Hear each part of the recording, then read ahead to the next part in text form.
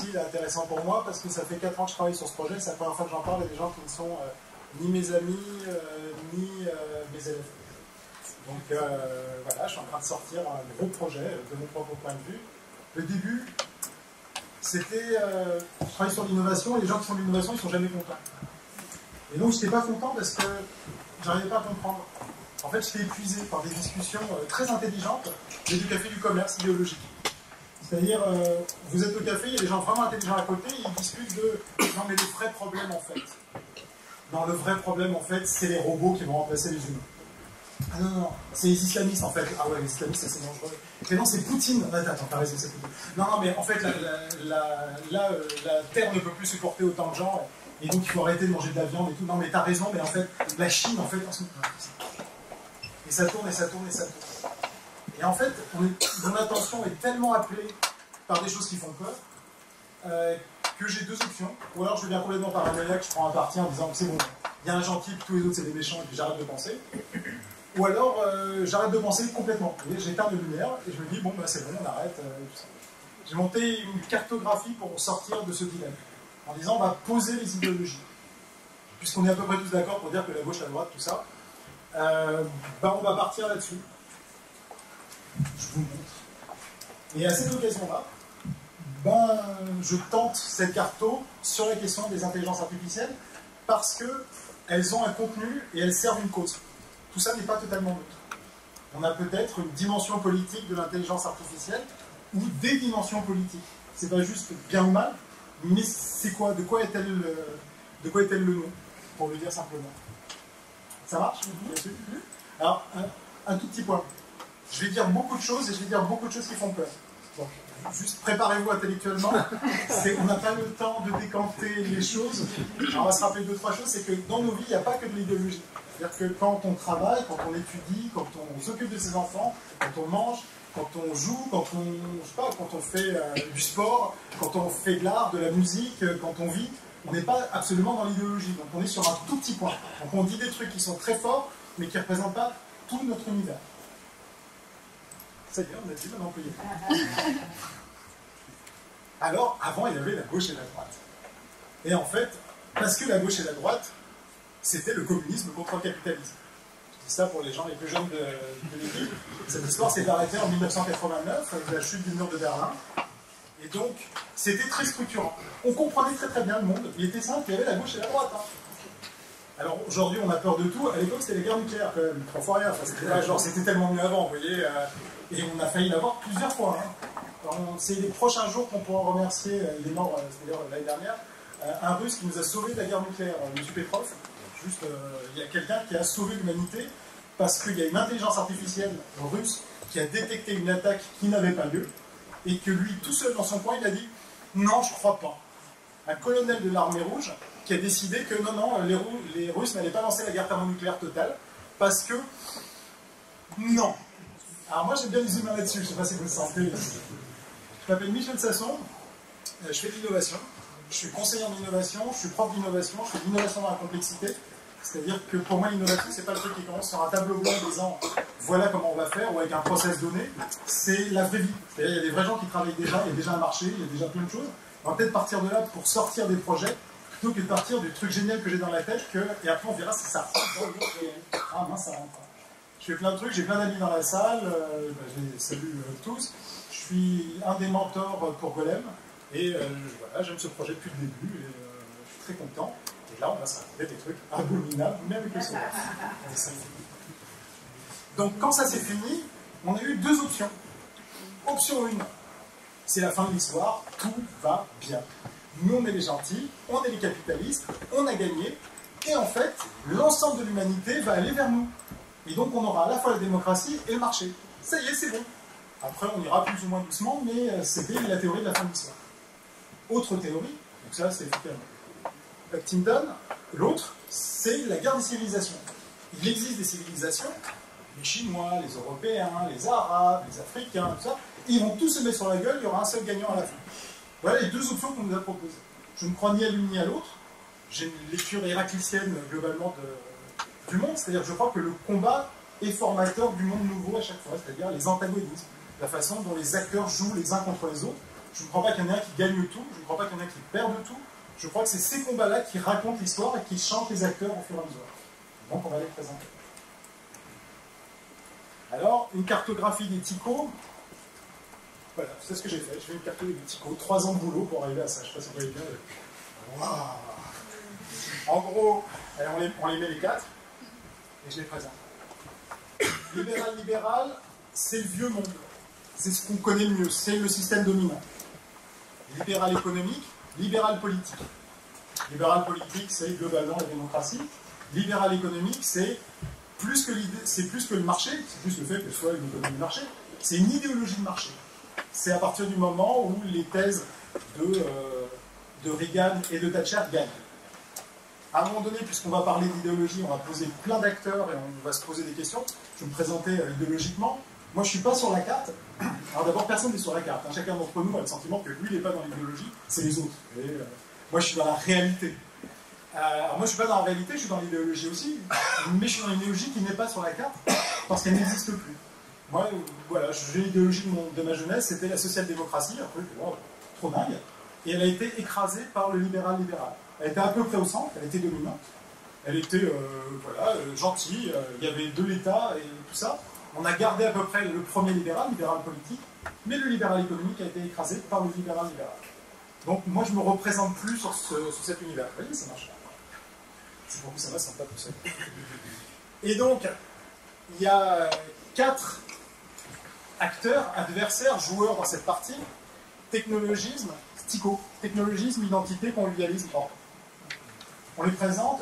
J'ai mis des exemples, donc c'est pas voilà les acteurs, c'est juste quelques-uns pour que vous allez en connaître un ou deux. Je vais en présenter pas beaucoup, sinon on va passer 2 heures là-dessus, mais globalement, juste que vous arriviez à vous dire, ok, eux, c'est plutôt ces gens-là.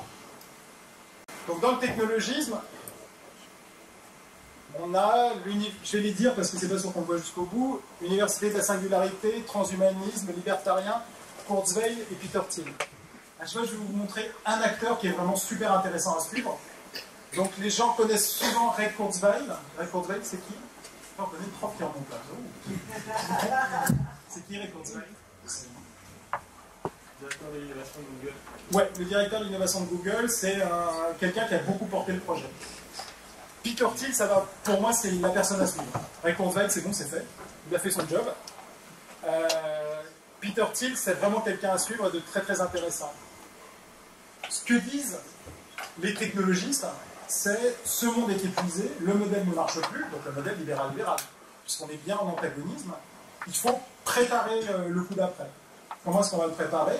Eh bien, on va le préparer avec la science et la technologie. Nous, on sait mieux que les autres, et donc on va pousser un projet, on va réformer à la fois l'ADN, tout le projet transhumaniste, nous allons être notre propre démiurge, nous allons créer ce qu'il y a après le Sapiens Sapiens, et nous allons créer, avec l'ensemble de nos outils, le monde d'après. Voilà ce qu'il raconte. On prend la main, on est plus fort que les autres, c'est ça notre légitimité. La preuve, on a réussi dans la Silicon Valley. Je reviendrai sur Peter Thiel un tout petit peu plus tard.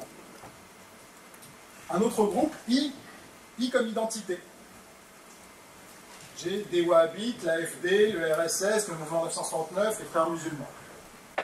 Ici, dans l'identité, c'est des gens qui disent il y a des groupes et ils sont irréconciliables. Donc, en gros, votre idée qu'à la fin on est tous ensemble, ça n'a pas de sens, on est dans un combat. Et ils ont toujours la même séquence. Avant, nous étions très forts et très beaux et on était dans une position qui nous était agréable. Puis les méchants nous ont agressés, nos ennemis, nos adversaires. Et aujourd'hui, grâce à notre résistance héroïque, nous nous libérerons, nous libérerons les autres. C'est toujours le même mouvement qui est en charge. Donc on a à la fois des mouvements de politique qui s'appuient sur une lecture très dure de religion. Ici, on a, avec le RSS, l'hindouisme.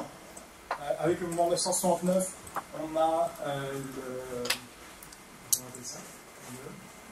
68 heures. Non, on est en Birmanie. On a Pardon?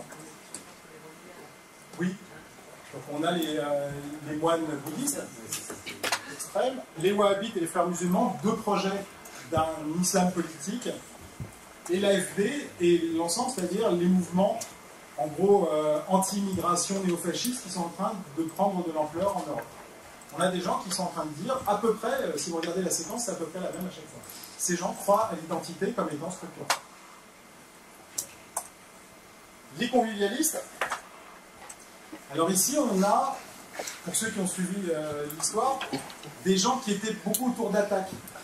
C'est très intéressant. C'est un peu le post-marxisme qui a essayé de se renouveler plusieurs fois autour de l'économie, autour de la société, et qui en fait a trouvé une légitimité très forte avec le réchauffement climatique. À un moment donné, il y avait une preuve que ce modèle n'est plus possible, c'est ça le discours des convivialistes. Le modèle est arrivé en bout de course, il faut absolument le réformer, mais il faut le réformer sur une autre base. Là, c'est le capitalisme le problème. Et donc ce capitalisme nous mène à la perte. La preuve, la Terre est en train de mourir.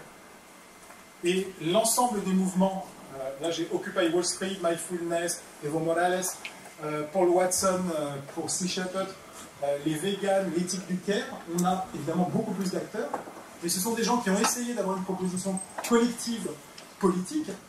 Ils sont allés à Porto Alegre pour essayer de le faire autour du mouvement Attaque, et qui n'ont pas réussi à trouver une plateforme commune. Chacun est rentré dans son univers de base et travaille sa question, mais avec un ethos commun, avec une éthique commune, une sensibilité commune. Et les derniers, c'est l'ordre. Xi Jinping, Vladimir Poutine, Bachar al-Assad, Abdel Fattah al-Sisi, Kim Jong-un. On a ici des gens, alors eux, ils essayent de protéger l'État contre la société, pour le bien de la société. Leur grande question à eux, c'est comment faire pour que le pays n'explose pas. Comment faire qu'il ne parte pas en petits morceaux. C'est l'anomie, leur crainte. Ils ne sont pas en train d'appuyer une idéologie comme le fait très fortement l'identité, par exemple, ou un projet d'avenir comme le fait le convivialisme ou le technologisme. Eux, ils sont en train de se débrouiller pour que l'État survive, ou le parti unique qui soutient l'État survive. Et donc, leur projet, c'est la durée. Il faut être vraiment sensible au fait que l'ordre est un endroit chaud, ce n'est pas un endroit froid. C'est-à-dire que quand vous vous lancez dans l'ordre, vous avez de l'opposition qui va se créer de plus en plus, et donc vous êtes obligé de faire plus d'ordre tous les jours. Ça ne pourra pas se calmer. Donc on est dans un projet qui ne fait qu'augmenter. J'attire votre attention ici, comme j'attirerai sur Peter Thiel, sur Xi Jinping, le président chinois, un vrai génie. Enfin, je pense que les deux sont des génies pour de vrai, avec les risques que ça comporte. Hop, on a été là. Ça va jusque-là? C'est bon, on a compris? Alors j'ai beaucoup plus de choses, mais je vous les montre à la fin. Je vais passer à la question des intelligences artificielles. Alors d'abord, il y a des projets qui sont véritablement des projets du libéral-libéral. Des chatbots, voilà du libéral-libéral. On va gagner plus d'argent, c'est bien parce qu'on abaisse le coût de production, on remplace les humains par des machines, ça rentre dans le projet.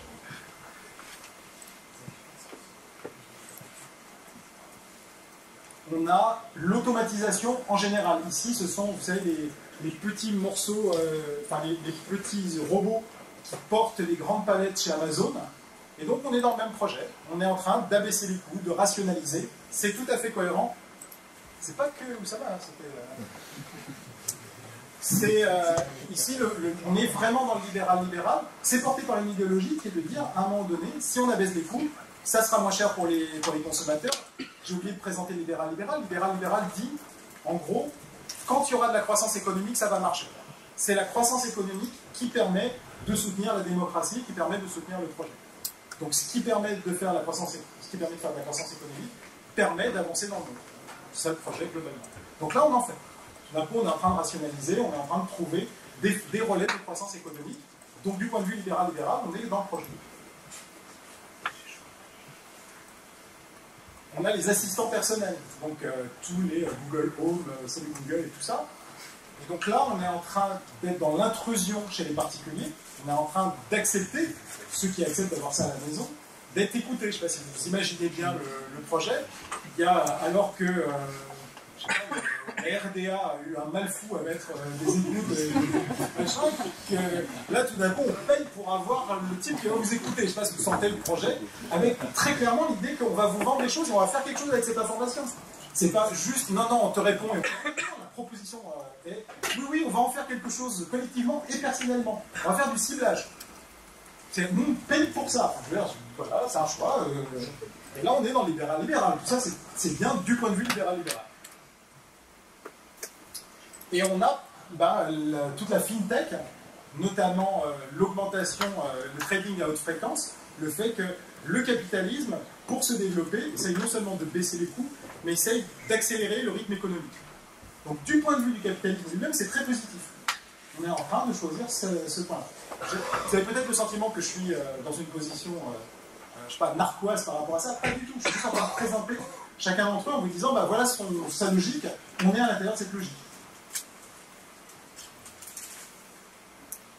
À partir de là, la voiture autonome, on est à la limite entre le technologisme et sur la partie idéologique, entre le technologisme et le libéral-libéral. Moi, quand j'écoute certaines conférences, je vous explique que c'est quoi ces fous qui veulent continuer à avoir des voitures alors que ça marcherait tellement mieux avec l'intelligence artificielle. Et il y a cette idée qu'à un moment donné, ça marchera mieux quand ça sera plus technique. Et que les humains, ça fait que des bêtises, la preuve, ils font plein d'accidents. Et de l'autre côté, on pourra avoir des coûts de déplacement moins chers, et puis plus optimisés. On sent que les deux s'y retrouvent. Idéologiquement, on est à la jointure entre un univers et l'autre. Je vais essayer de laisser beaucoup de temps à la fin, parce que je ne sais pas pourquoi, mais j'ai l'impression que c'est une boîte de Pandore la question. Je pars sur notre ami Vladimir Poutine. Dans une de ses conférences, parlant de l'intelligence artificielle, il a affirmé devant des étudiants russes, celui qui deviendra leader en ce domaine sera le maître du monde. Le message est clair. Il y a un enjeu stratégique de la part de l'ordre à prendre une position forte à l'intérieur de ce projet. En 2-3 exemples. Par exemple, on est en Chine, vous avez suivi cette histoire de note sociale. À un moment donné, on est en train de scorer, donc de donner une note aux Chinois. Ça sera normalement fini, le projet est livré clé en main 2020 pour 1,4 milliard de Chinois, pour que chacun ait une note, et en fonction de ce qu'il fait, il a plus ou moins de points, et en fonction de ces points, il a plus ou moins de droits. Il a, par exemple, depuis l'année dernière, les Chinois qui sont mal notés n'ont plus le droit de prendre le train ni l'avion. Votre accès aux services publics, par exemple l'école pour vos enfants et l'hôpital, sont déterminés par votre note sociale. Donc les opposants auront moins de droits, et les gens qui soutiendront le projet et seront notés positivement par le pays auront plus de droits. Xi Jinping. Alors vraiment suivez-le, il a rattrapé un pays qui était vraiment au bord de l'explosion, et il a mis en place un certain nombre de choses qui, à chaque fois qu'il l'a proposé, j'ai entendu la communauté dire ça ne marchera jamais.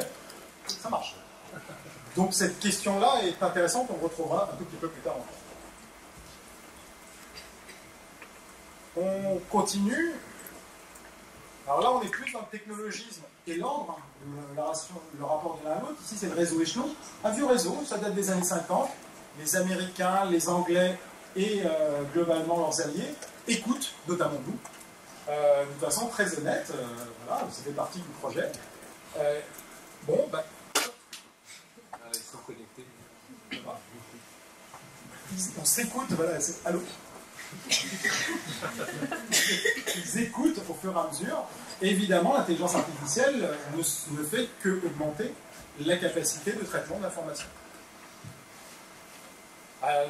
Au passage entre l'ordre et le technologisme, l'entreprise qu'il faut absolument que vous connaissiez, c'est celle-là, Palantir, et le monsieur c'est Peter Thiel. Alors lui, c'est le monsieur qu'il faut connaître. Pour refaire sa bio en 2 minutes, il est co-constructeur de PayPal avec Elon Musk, c'est celui de Tesla, SpaceX et compagnie. C'est lui qui a investi dans Facebook au début. C'est une entreprise avec un réseau social. Et il a fait beaucoup plus de choses, et il est l'investisseur très lourdement. C'est le monsieur qui a investi pour créer Palantir. L'autre investisseur étant Incutel, qui est à beaucoup plus petit montant. Incutel, c'est le véhicule d'investissement de la CIA. Ensemble, ils ont créé une société de sécurité pour écouter à grand niveau, alors pour lutter contre la fraude. C'était bien le premier projet, mais il est présent dans toutes les agences de sécurité américaines. Et les Français, la DGSI, ont passé un appel d'offres et ont acheté la technologie Palantir pour écouter les Français. C'est-à-dire que quand nous avons fait des lois d'exception après les attentats Charlie, on s'est retrouvé avec beaucoup d'écoutes qu'on ne sait pas traiter. On n'a pas assez de machines, on n'a pas assez d'humains. Donc nous avons acheté la technologie Palantir pour que le contribuable français paye des Américains pour écouter des Français. C'est normal. Peter Thiel, lui aussi, il ne faut pas le lâcher. C'est très intéressant, son histoire intellectuelle est passionnante. Il est le disciple d'un philosophe français, en plus, que j'adore, qui s'appelle René Girard, un philosophe catholique français, qui a réinventé toute une philosophie tout seul. Il est vraiment une branche isolée. Il a fait 5 ans d'études sur René Girard, il est René Girardin dans sa tête. Et donc, un des maîtres du monde s'appuie sur René Girard. C'est vraiment très intéressant. Et puis, nous, les Français, on n'est pas les derniers des cons, quand même, parce que on n'est pas rien. Voilà une des entreprises, il y en a eu plusieurs, qui a été liée à un scandale, donc a été dénoncée par la Ligue des droits de l'homme.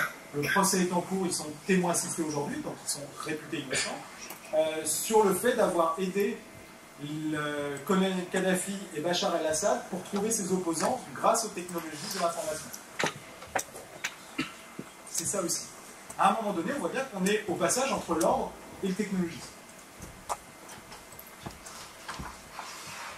Allez, j'en fais un dernier. Les SALA, donc les systèmes d'armes létaux autonomes, qui, globalement, la possibilité d'avoir ce qu'on appelle des robots tueurs, c'est-à-dire un robot qui est indépendant, qui n'est pas piloté par un humain, et qui peut, sur un théâtre d'opération, agir, selon des règles. Alors, il y a eu, il y a quelques jours, un essai de la communauté internationale à l'ONU pour légiférer sur le développement des SALA, donc des systèmes d'armement létaux autonomes, et la communauté internationale n'a pas pu parce qu'un certain nombre d'acteurs, 5-6 pays, ont juste refusé que ça arrive. Donc aujourd'hui, il n'y a pas de cadre, on réessayera l'année prochaine, on a déjà essayé l'année dernière. Aujourd'hui, on n'a pas de cadre de la communauté internationale sur ces systèmes d'armes, donc ils se développent hors cadre. Il y a un colonel français qui a proposé d'essayer de passer à un SALMA, donc ce serait un système d'armes létaux moralement autonomes. C'est-à-dire de dire, puisqu'on n'est pas sûr qu'il y ait des humains derrière, très rapidement, est-ce qu'on ne peut pas avoir une règle internationale morale qui reprendrait la règle d'engagement des fantassins, par exemple, sur le terrain? Est-ce qu'on ne pourrait pas, d'une façon ou d'une autre, copier-coller pour que les règles d'engagement soient de même nature? Je vous ai dit que ça allait être un peu violent. Je suis désolé. On remarquera qu'il n'y a pas grand-chose. Ah oui, il y a toute une discussion. Il y a beaucoup plus d'objets. J'essaie d'en faire très peu pour le prendre. Il y a toute une discussion. C'est Watson qui a fait une pub là-dessus, mais il y a une vraie réflexion intéressante sur le fait de remplacer les élus dans tous les pays, notamment aux États-Unis, par une intelligence artificielle. En disant, on n'a pas tous les éléments, on a une mauvaise qualité de traitement, il y a des biais cognitifs, l'intelligence artificielle fera ça beaucoup mieux que les élus. Et la question de savoir si les Français sont d'accord ou pas, bon, je vous passe les sondages qui sont faits par des gens qui sont intéressés et de façon Google Survey, je ne sais pas si vous sentez bien le niveau de technicité disponible, mais nonobstant, la courbe est ascendante, c'est-à-dire l'acceptabilité augmente et le nombre de gens qui pensent que nous n'utiliserons pas l'intelligence artificielle politique dans les 5 ans ne cesse de baisser. L'idée qu'on va être dirigé par un système autonome, intelligent, augmente en termes d'acceptabilité. Je ne dis pas qu'on va le faire, je dis juste que tiens, c'est intéressant intellectuellement, et Watson, ça les intéresserait bien de le faire peut-être. On rigole, mais on rigole pas. Voilà. Qu'est-ce qu'on peut dire des convivialistes et de l'intelligence artificielle? Pas grand-chose. Il y a le développement de ce qu'on appelle la social tech, qui travaille autour de l'économie circulaire, de l'ESS. Il y a eu le rapport Villani, par exemple, qui a dit que une des grandes conclusions du rapport Villani, c'est qu'il n'y aura pas de transition écologique sans l'intelligence artificielle. Mais pour l'instant, ces acteurs-là sont balbutiants. Il y a des petites propositions, il n'y a pas de choses qui soient majeures, qui permettent vraiment de se dire, ben, ça y est, les convivialistes se sont emparés du projet. De la même façon, les identitaires non plus. On n'a pas beaucoup d'éléments, et pourtant, il y a beaucoup de discussions. Alors, ça tourne autour des biais cognitifs. sur des propos racistes tenus par des intelligences artificielles. Vous vous rappelez de Taille, mon donné Microsoft crée une intelligence artificielle qui va chercher des informations sur le web, et du point de vue de Taille, toute information vaut toute information. Et donc elle a commencé à tenir des propos homophobes et racistes, je ne voulais pas, c'était pas utile, mais globalement, ça pourrait leur donner des idées, et c'est étonnant que cette puissance-là ne soit pas encore prise en charge. À mon avis, c'est une question de génération, on est en train de vivre un âge d'or pour les identitaires, ils n'ont jamais été aussi forts, mais cette génération-là est anti-technologique. Ici, dans la partie convivialiste, il y a une relation à la technologie qui est ambivalente. On est tenté, mais on n'est pas sûr, mais on est tenté, mais on n'est pas sûr. Il y a vraiment quelque chose de cet ordre-là chez les convivialistes. Il y a clairement une ressource disponible pour chacun des acteurs à l'intérieur du jeu qui se met en place de lutte entre eux. Ça, on l'a fait. Allez, je vous le fais juste pour rigoler. On va faire, pas détaillé. Mais ce qui m'a intéressé dans ce projet, c'est pas ce que je vous ai montré. Ça, c'est juste mettre des choses dans des cases, ça n'a aucun intérêt. Ce qui est passionnant en travaillant sur ce projet depuis 3 ans, avec plein de gens et en posant plein de questions, ce sont les hybridations. C'est-à-dire que chacun s'hybride avec le centre. Donc, par exemple, les GAFA, c'est une hybridation entre le technologisme et le libéral-libéral. La question de savoir si, par exemple, Uber, c'est bien pour nous, c'est mal pour nous, c'est même pas la question, c'est un nouvel acteur qui est en train d'exister. Et donc, une hybridation, ça crée deux, crée un, mais ils se changent eux-mêmes. Nous changeons de nature en nous posant la question autour d'Uber. Ça, c'est passionnant. Entre le convivialisme et le libéral-libéral, on a l'économie sociale et solidaire et Justin Trudeau. Les discours qu'a eu Justin Trudeau pour arriver au pouvoir. On peut avoir les propositions politiques de la mairie de Paris, qui sont à mi-chemin entre du libéral-libéral et de l'économie sociale et solidaire. On a, entre le libéral-libéral et l'identité, la façon d'avancer du Premier ministre israélien, Benjamin Netanyahu, Donald Trump, les soutiens qu'il a été chercher, et Viktor Orban, par exemple, le président hongrois. Et vraiment à suivre aussi ce que fait Mohammed Ben Salman, qui est le prince héritier en Arabie Saoudite. Je l'ai mis pour vous montrer que c'est un univers de tension, parce qu'en fait, tout s'hybride dans tous les sens. Et l'Arabie Saoudite est dans une position très difficile, puisqu'une partie, la moitié en gros du projet initial, est du côté de l'identité. Eux, ils étaient historiquement entre la famille Saoud, qui était du côté de l'ordre, et ils étaient à mi-chemin. Et la proposition qu'est en train de faire Mohammed Ben Salman, c'est de trouver des compromis avec le libéral-libéral. Donc c'est un projet qui vraiment est intéressant dans tous les cas. Ici, on retrouve beaucoup de gens qui sont dans l'éthos un peu de ce qui se passe ici, c'est-à-dire des gens qui travaillent sur l'intelligence artificielle chez Google et qui mangent local tout en allant à vélo dans le nord de la Silicon Valley, vous voyez, et qui eux aussi pensent que le libéral-libéral est dépassé et qu'évidemment c'est eux qui sont porteurs du problème. Donc, ce que je mets à disposition ici, c'est globalement une matrice. Ce qu'il y a à l'intérieur, c'est des illustrations, je ne suis même pas sûr. Je ne suis pas en train de dire, si, je vous jure, il est vraiment à cet endroit-là et tout. Est-ce qu'on peut lire autrement une personne ou un groupe? Évidemment, peut être lu sous plusieurs angles. Et je vous donne un coup qui me paraît un coup gagnant. Je donne juste Xi Jinping pour revenir à lui. Qu'est-ce que je comprends de sa stratégie? Ils ont essayé de prendre le leadership d'un point de vue économique. Ils l'ont pratiquement pris. Pourtant, ils n'ont pas pris le leadership du monde. Ils ont une politique expansionniste, militaire, puissante dans la région, mais pas suffisante pour leur permettre de prendre un véritable leadership. Ils essayent sur la technologie, et ils prennent une place très importante. Mais on sent que leur ambition est vraiment le leadership. Qu'est-ce que je comprends de la stratégie de Xi Jinping? Et en plus, je projette sur lui que ce type-là réussit à peu près ce qu'il fait, et que vraiment il y a une intelligence derrière. Je pense que son coup qu'il est en train de jouer, c'est avec le convivialisme. C'est à un moment donné, dans le pays qui pollue le plus, être celui qui va le plus vite aller vers des énergies propres.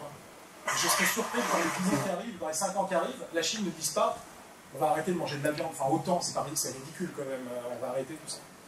Et à ce moment-là, le sentiment que j'ai, c'est que les convivialistes, parce qu'ils n'ont pas été capables de trouver un projet global, peut-être qu'ils le trouveront, mais pour l'instant ils n'ont pas été capables de trouver une plateforme, c'est plus une ressource pour les autres qui viendront d'une façon ou d'une autre les chercher. À un moment donné, Golem se dit ah bah tiens, nous, en fait, avec notre approche, on dépense beaucoup moins d'énergie qu'une approche de machine learning. C'est vrai, techniquement, ça coûte moins cher. Ça prend moins de ressources de la planète. On utilise l'argument, on n'utilise pas l'argument. Vous voyez la façon dont les choses font. Et en fait, ces questions-là sont passionnantes. À un moment donné, alors ça fait un peu peur. On se rappelle que ça, c'est de l'idéologie, et nous ne sommes pas que de l'idéologie, nous avons une vraie vie avec tous les jours. Mais à cet endroit-là, le sentiment, moi je ne fais pas de prospective, je ne vais pas vous dire ce qui va arriver demain, j'en ai strictement aucune idée, je ne sais pas que j'ai ça. Mais le sentiment que j'ai, c'est qu'on a déjà les acteurs, je ne connais pas encore le scénario. J'ai le sentiment d'être dans le projet tel que proposé par Thomas, qui est essayons de penser ensemble, essayons d'avoir un coup d'avance, essayons de co-construire une solution, y compris en se faisant peur, y compris en étant dans une position où il n'y a pas que les gens que j'aime, mais pour essayer de se dire, bah, on veut quoi, on fabrique quoi, surtout quand on est à une position où on peut faire basculer la balance d'un côté ou de l'autre, soit par un engagement politique, soit par le fait d'user d'une technologie qui n'est pas si neutre que ça. Je vous remercie.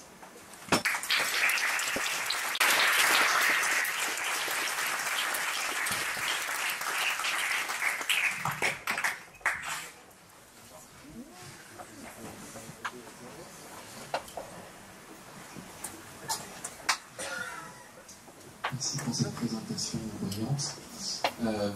Est-ce que finalement, alors, par un peu de prospective, en fait, finalement, j'ai l'impression que le lien, l'essence, en fait, du futur sera guidé finalement par les ressources capitalistiques, en fait. Parce qu'en fait, moi, ce dont j'ai vraiment l'impression, c'est que tout ce qui est en bas, identitaire, ça permet effectivement de relier un petit nombre d'individus. Le convivialisme est un peu pareil. En fait, en haut, c'est la puissance financière. Je suis pas soviétique, mais ni communiste, mais j'ai vraiment l'impression que ceux qui vont gagner seront en haut. Pourquoi? Parce qu'ils ont une puissance financière et en même temps une puissance étatique qui fait que de facto, en bas, ils ne peuvent pas gagner. Je ne sais pas ce que vous en pensez. Alors, je ne sais pas. Ce que je sais, c'est que le libéral, le sentiment que j'ai, c'est que les idéologies ont un cycle de vie. Donc, l'idée, par exemple, anarchiste, était très forte à la fin du 19e siècle. Elle a disparu au début du 20e, écrasée par le stalinisme. Et cette idée-là, on la retrouverait dans le technologisme et dans le convivialisme, une partie aussi dans l'identitaire. Elle a été remangée d'une façon ou d'une autre. Donc les idéologies ne disparaissent pas, mais elles ont un cycle de vie. Le communisme, aujourd'hui en tant que tel, il n'est pas très présent. Le sentiment que j'ai, c'est que le libéral est un peu à bout de souffle. Et ce qui pourrait se réinventer du cœur, c'est le pari que fait par exemple M. Macron. Lui pense qu'il est possible de réinventer le libéral depuis lui-même sans hybridation. C'est ça le projet sur lequel il est. Je ne sais pas ce que ça va donner. Encore une fois, moi, je ne fais pas de prospective, je ne sais pas. Aujourd'hui, la puissance financière, elle est ici, là-haut, un peu là, je suis d'accord sur ces histoires-là. Mais elle est vraiment au centre. Et le centre, il trouvera des hybridations, ou il disparaîtra, ou il se réinventera. Voilà les trois options, j'en ai pas d'autres. Pour l'instant, c'est lui le système, vu par les autres. Donc il est plus à cet endroit-là. Il y a une volonté du technologisme de prendre la main. Pour l'instant, elle n'est pas prise. Si on regarde bien en termes de capitalisation, oui, les plus grosses, Amazon, Google, Facebook et les autres, prennent une position très dominante. Pour l'instant, ils n'ont pas remporté encore le marché. Ce n'est pas eux qui ont pris la main. Mark Zuckerberg est en train de se dire qu'il serait bien président, peut-être si on lui demande gentiment. Ce n'est pas encore fait. Enfin, vous voyez, on n'est pas encore à cet endroit-là. Et si je regarde par exemple la façon dont les Français considèrent la question de l'immigration en ce moment, les théories identitaires ont bien fonctionné. C'est-à-dire des choses qui ont été écrites dans les années 80 par le Grèce notamment, et ses copains. Globalement, ils ont tiré une partie de la réflexion. Aux États-Unis, une grosse partie du web, et c'est pour ça que Tai globalement a repris les choses, depuis Goldwater, n'arrête pas de jouer de ce côté-là. Donc il y a une production de très grande ampleur, c'est de très grande qualité, mais suffisante pour permettre l'élection de M. Trump. Pas tout seul, il y a d'autres éléments, mais pour fédérer une communauté qu'on imaginait inconsistante. Donc moi je ne ferai pas de pari sur l'avenir en disant c'est sûr que c'est eux qui gagnent, parce que c'est eux qui ont les sous, j'en ai aucune idée en fait. Là c'est tout le monde, je vous prie de m'excuser. Bonjour, est-ce que vous pouvez commenter un petit peu sur le mouvement écologique, parce que ça concerne tous? Oui. La question écologique, elle concerne tous, je suis d'accord avec ça. Donc ça a été le deuxième souffle du convivialisme. C'était une question, globalement, ils étaient sur un fond marxiste. Ils ont cherché un nouveau prolétaire, d'une façon ou d'une autre. Les jeunes, les femmes, les immigrés, ils ont cherché quelqu'un d'autre qui était le prolétaire du prolétaire et qui permettrait de recréer le projet. Et c'est un projet qui a eu du mal à émerger. À un moment donné, l'ensemble des groupes a trouvé un vrai souffle à partir du travail du GIEC, donc des questions climatiques, qui ont donné une assise scientifique à un discours qui dit on ne peut pas continuer infiniment à être dans la croissance, puisque les moyens de la croissance sont limités. C'est ce discours-là qui est central. Aujourd'hui, ce que je vois, c'est que d'un point de vue idéologique, il y a des gens qui hurlent à la mort sur la question, qui sont un peu remis en cause, notamment par les identitaires. Monsieur Trump, par exemple, à cet endroit-là. Mais globalement, c'est une ressource dans mon univers. C'est pas un acteur. J'ai pas une proposition écologique. Il n'y a personne qui arrive en disant voilà ce qu'on devrait faire.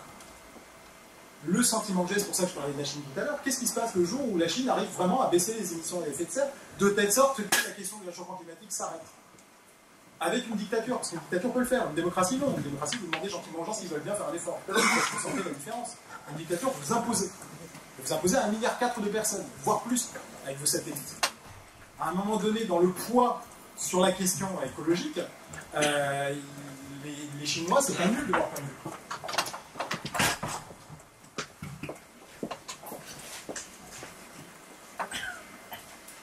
C'est bon? On fait le troisième ou on est tous fâchés? Désolé, je dois choisir arbitrairement, je crois.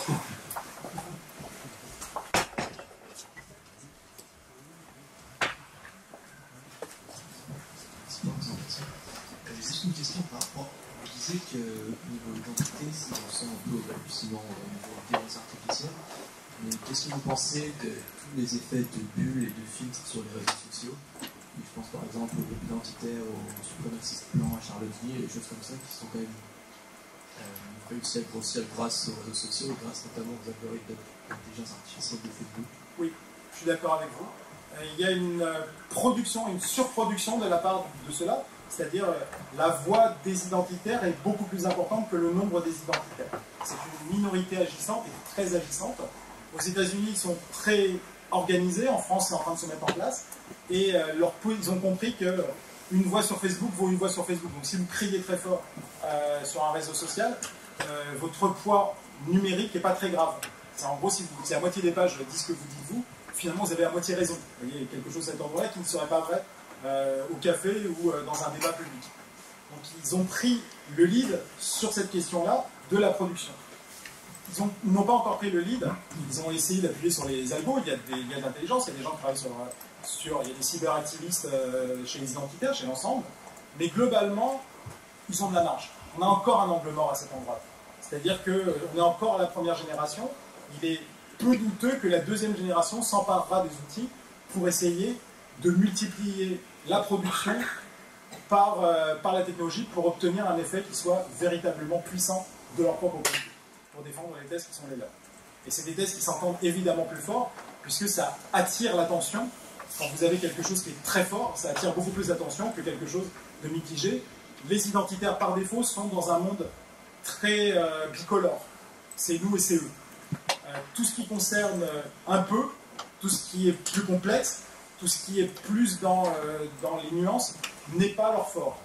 Oui, mais on se rend compte que les gens, ils aiment bien quand ça pète et ils ont du mal quand on leur dit « non, mais c'est plus compliqué ». Vous voyez ce que disent les profs, d'une façon ou d'une autre, les intellectuels. Ils ont toujours envie de nous expliquer que c'est plus complexe, j'en suis, et ils ont du mal à se faire entendre, parce que entre c'est eux les méchants et non mais en fait il faut réfléchir, ça va aller plus vite sur c'est eux les méchants. Merci beaucoup.